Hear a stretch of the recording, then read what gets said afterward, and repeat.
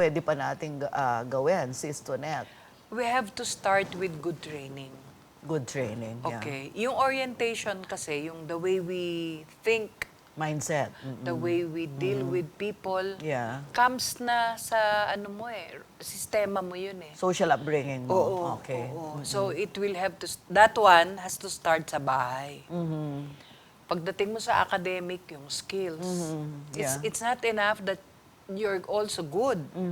You have to have the emotional quotient to understand people. Yeah. Oo, some people can be rude eh. Like yung sinasabi mo na gay siya. They can be rude on gays. But Totoo. kaya may mga anak-anakan ako reporter, sorry for the use of the word anak-anakan, kasi mentoring yun ang ibig ko sabihin. Yeah.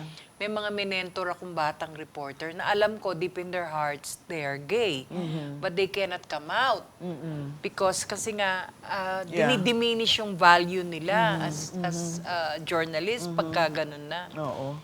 Pero yung you have to spot the machismo, the misogyny, the discrimination immediately para hindi na inuulit sa iyo yun at hindi na Correct. magpasa-pasa at Yes po. ano. May ganun tayong kailangan sa training natin. Kaya sa curriculum, dapat ipasok yung gender lens, the gender fair language, understanding itong mga tension ng mga sexes. Kasama yun sa curriculum. advertising, meron pa rin, di ba? Problema. Sa commercialization and objectification of women. Just look at shampoo. Shampoos are the big bringer of income, ads income. Oo. And Sa yet, national network. oo, Hindi tayo kahit daw sa local, sabon-sabon eh. Okay, laundry soap. Pero ano nga, naglalaba, nagsishampoo, Lahat, babae yun. puro babae. Yun na lang ang alam niyang gawin. Kaya yung mga bata na babae, nagpapakadalubhasa sa napakagandang buhok.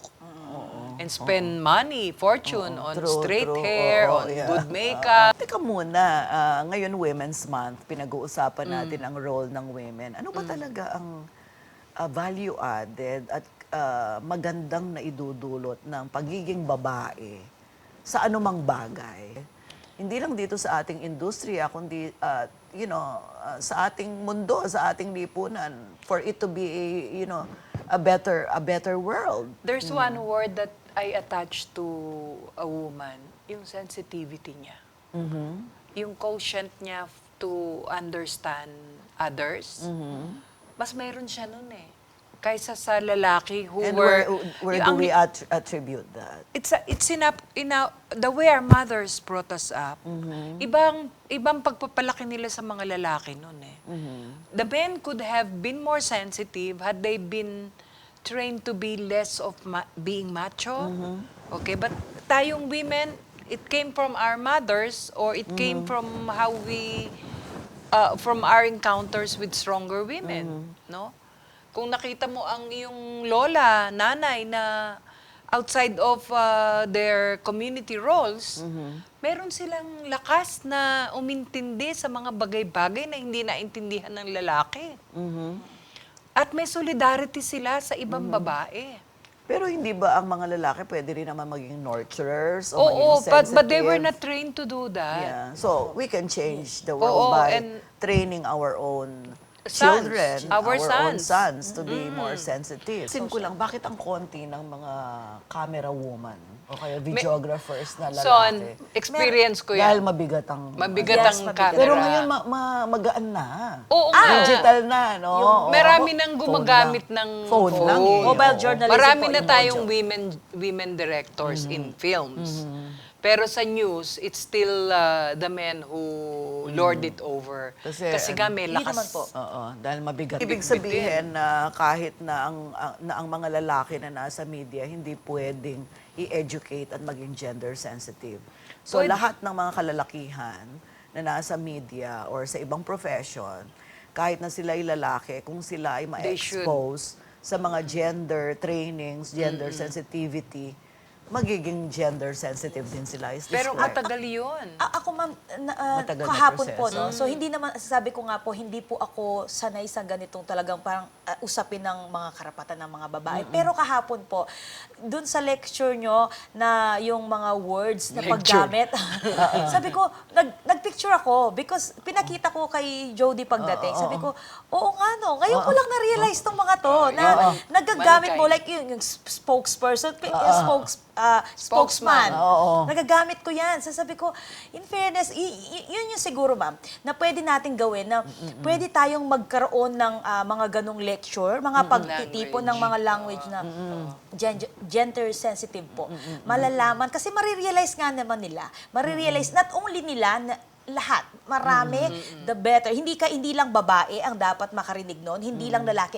Lahat, dapat pangkahalatan na tinuturo yun, no? Oo. Nabanggit mo rin kagabi na baka dapat ang isang proyektuhin natin yung God. pagbabantay sa gender and development. Kasi maraming mga local government units, meron silang pondo, pinagmamalaki nila na meron gender mainstreaming. Pero pag hinalungkat mo talaga yung kung saan nila ginamit ang gender and development budget. Which is 5% Oo, of which the is 5% total. of the total dapat, makikita mo pa rin na hindi talaga napupunta sa empowerment ng kababaihan. Please, elaborate on that. Okay. Yung 5% for gender and development, it's been done by law. Okay? Inutos yan sa mga local government units. But if you look at COA audits, ino-audits ng COA yung ino-audit GAD na budget. nga ngayon, oo. But when you see it, makikita mo ginamit sa not only health, no? Kailangan ng kababaihan ng training. Pero makikita mo ron, pati catering, ikinarga na doon. Ha? Mga ano-anong program Kung ano-ano, na bumili ng upuan, kinarga doon. Basta attributable. O attributable to women. Pero it So, has may nothing to do dapat with empowering women. Oo, may dapat baguhin sa paggamit ng pondo ng So, GAD. So, so, maganda yung gawa natin ng I-pursue yun, syndicated Pat, diba? reporting. Bantayan yung mga paggamit ng gender and development budget. We can do that as a group. Kasi Just the same. Itong ating pinag-uusapan na to, sa palagay ko, meron mga nabubuksan ng kaisipan, no?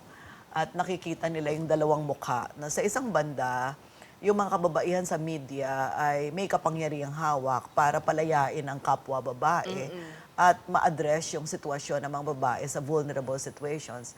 Pero kahit sila pala mismo, tayo mismo bilang mga babae sa media, meron din tayong mga nararanasang similar na mga problema. No matter how strong you project yourself to be. So we've exhausted 60 minutes in this discussion. And Kulang pa. I'd like to thank you for guesting and sharing your views. Siguro sa pagkakataong ito, gusto niyong mag-iwan ng mensahe, say hello to Harper or things like that, to Jody. Whatever is your final message, do it now, Pat. Siguro po sa mga kapwa ko babae, no, hindi natin mas sinasabi na babae ka lang. Dapat alam mo yung worth mo, alam mo kumbaga saan yung lugar mo, alam mo na hindi ka lang kasunod ng lalaki. Dapat ka-level ka ng lalaki. So yun lang po. Happy Women's Month po sa ating lahat. Thank you. Very Lahi ng well iba, said, ayan. Pat. Very well said. And Sister Nell, I'd like to just point out one thing, Sonia. The Bible starts with the creation. There's a man, there's a woman. Pero ang nakita nila, may kasalanan daw si Eve. Hindi naman si Eve ang may kasalanan, yung devil eh. Hindi naman dahil kinain niya yung mansanas, kaya siya nagkasala. Nagsinungaling ang devil.